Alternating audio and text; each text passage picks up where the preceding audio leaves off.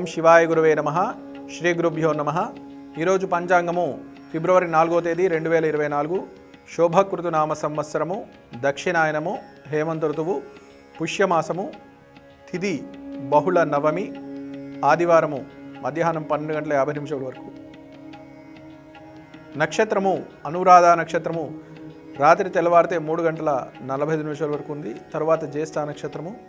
రాహుకాలము సాయంత్రం 4:30 నుండి 6 వరకు. గుళికా కాలము మధ్యాహ్నం 3 నుండి 4:30 వరకు. యమగండ కాలము మధ్యాహ్నం 12 నుండి 1:30 వరకు. వర్జము ఉదయం 7:11 నుండి 8:49 వరకు. దుర్ముహూర్తము సాయంత్రం 4:24 నుండి 5:09 వరకు ఉన్నది.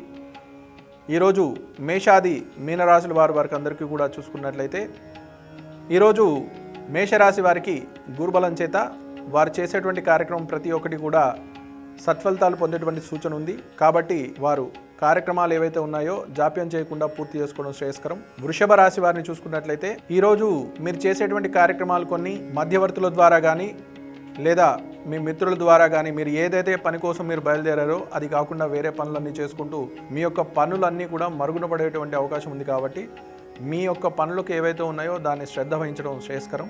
మిథున రాశి వారు, మీరు ఈరోజు ఆర్థిక లావాదేవీల విషయంలో కానీ లేదా మీ సోదరి మీ అంటే మీ తల్లిగారికి సంబంధించిన విషయాలు కొన్ని విషయాల్లో ఏదైతే మీరు పనులు చేద్దాం అనుకున్నారో వాటికి 1-2 సార్లు ఆలోచించి ముందుకు వెళ్ళడం శ్రేయస్కరం. ఎందుకంటే ఆ కార్యక్రమాల్లో కొన్ని అవాంతరాలు ఏర్పడే అవకాశం ఉంది. దాని ద్వారా వాళ్ళు నష్టపోయేటువంటి సూచన కూడా ఉంది. కాబట్టి జాగ్రత్త వహించడం మంచిది.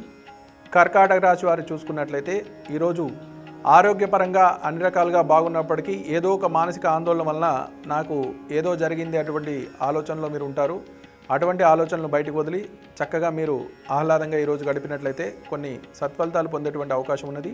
అలాగే సింహరాశి వారిని చూసుకున్నట్లయితే, మీకు ఈరోజు ఆర్థిక పరంగా కానీ వ్యాపార పరంగా కానీ లేదా స్టాక్ మార్కెట్ నిమిత్తం మీరు చేసేటువంటి కార్యక్రమాలు ఏవైతే ఉన్నాయో అన్నీ కూడా సత్ఫలితాలను ఇచ్చేటువంటి అవకాశం ఉంది. ఈరోజు మీకు యోగదాయకము. కన్యారాశి వారు, ఈరోజు మీరు విద్యార్థులైనట్లయితే శ్రద్ధగా చదివినట్లయితే సత్ఫలితాలు పొందేటువంటి అవకాశం ఉంది. ఉద్యోగస్తులకి కొంచెం ఆశాజనకంగా ఉండేటువంటి సూచన. అలాగే వ్యాపారస్తులైతే వ్యాపార పురోభివృద్ధికి మీరు చేసేటువంటి ప్రతి ఒక్క ప్రయత్నం కూడా అనుకూలంగా ఉన్నటువంటి అవకాశం ఉన్నది. తులారాశి వారు, మీరు గత కొద్ది రోజులుగా ఎదురు చూస్తున్న అవకాశాలన్నీ కూడా మీకు తారసపడేటువంటి అవకాశం ఉంది. ఈరోజు జాప్యం చేయకుండా ఆ వచ్చిన కార్యక్రమాలన్నీ కూడా పూర్తి చేయాలని సూచన. వృశ్చిక రాశి వారు, గత కొద్ది రోజులుగా మీకు రావాల్సిన డబ్బు మీకు చేతికి వచ్చినప్పటికీ ఏదో ఒక రూపంలో అదంతా కూడా ఖర్చు అయ్యేటువంటి అవకాశం కనబడుతుంది. కాబట్టి మీరు శ్రద్ధగా జాగ్రత్తగా మీరు ఆ డబ్బు విషయంలో ఉండడం మంచిది. అలాగే కొంతమంది వ్యక్తులను మీరు మాట్లాడేటప్పుడు మీ మాటలను తప్పుగా తీసుకునేటువంటి అవకాశం కూడా ఉంది. కాబట్టి ఎదుటి వ్యక్తులతో మాట్లాడేటప్పుడు 1-2 సార్లు మీరు మాట్లాడే వైఖరి ఏదైతే ఉందో దాన్ని ప్రస్ఫుటంగా మీ యొక్క వైఖరి చెప్పాల్సిన భావన ఉంటుంది. కాబట్టి అది మీరు గమనించాల్సిన సూచన.